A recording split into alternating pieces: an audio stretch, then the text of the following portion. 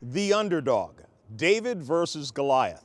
They are the stories that make the Final Four so endearing because in March, everybody has a shot to win. Of all the upsets, this next Cinderella tale might be the greatest of them all. It's a story of how a bunch of fun-loving basketball fans pulled off the greatest hoax in NCAA history.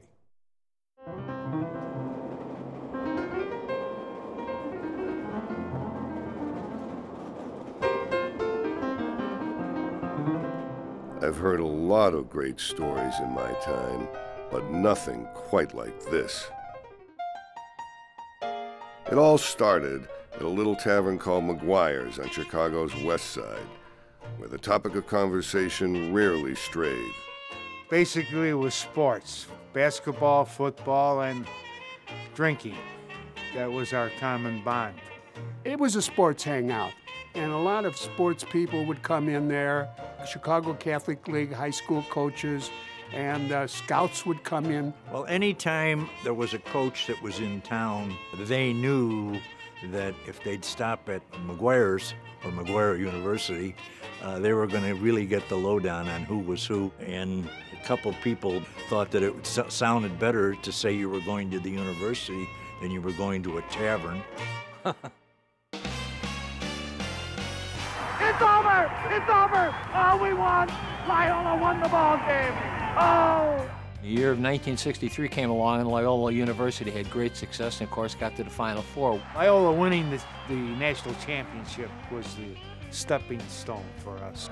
It all started with a fellow named Bill Shea, who coached at Loyola University, and it was his idea, and he invited us to go down with him to the Final Four. Well, in the first year, there was probably 7 or 8 of us, and when we came back, we kind of talked about it. He said, you know, I think we should try and move this every year and keep it going.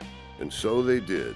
That one memorable trip grew into an annual pilgrimage for the boys of McGuire U, making them a staple at every Final Four. But this tale gets even better when they reached a pinnacle of sorts, the high point for this phantom institution. In 1972, the opportunity came up to incorporate McGuire University into the NCAA without them knowing about it. The Blue Book was actually the Bible of the NCAA. It was a listing of every school who was a part of the NCAA.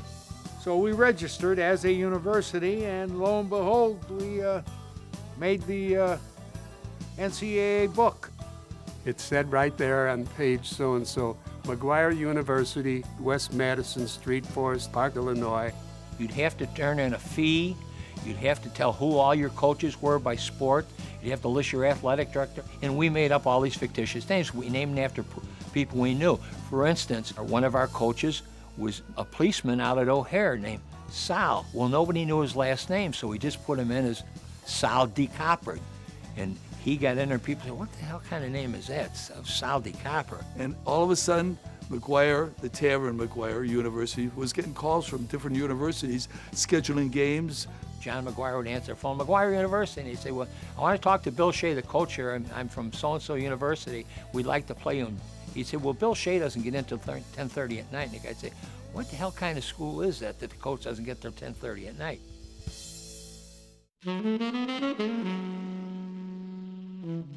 I thought that this story was too much fun just to keep among a bunch of guys who had laughs over it in a bar. And I wrote a column explaining how the McGuire University came into being. So the cat was out of the bag, which made the NCAA very uncomfortable. They went ballistic.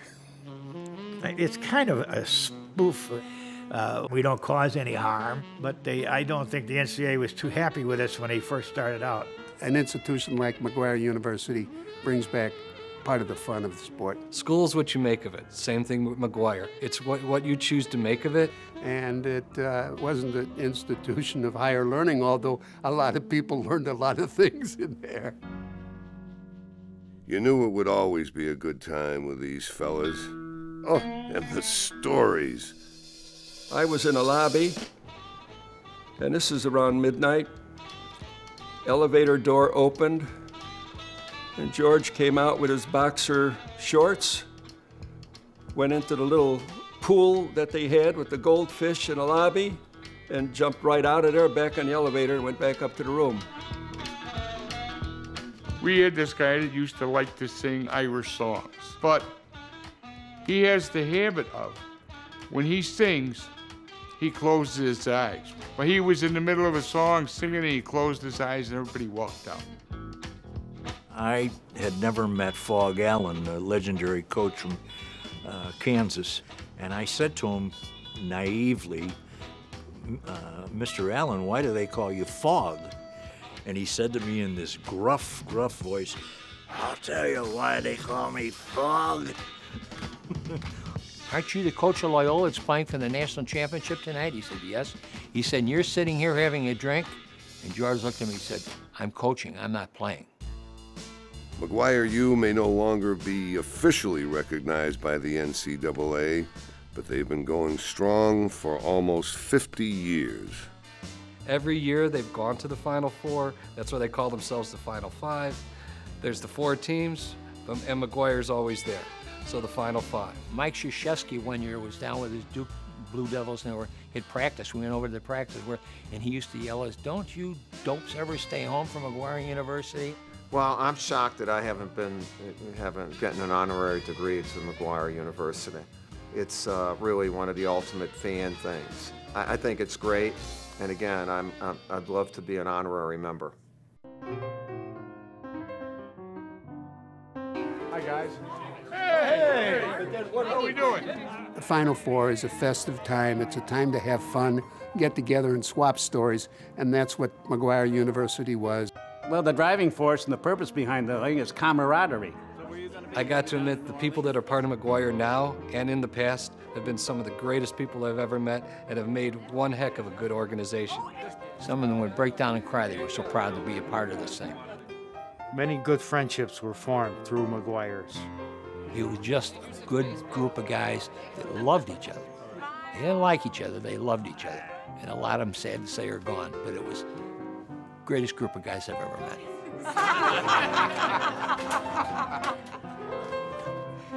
Now that's a story.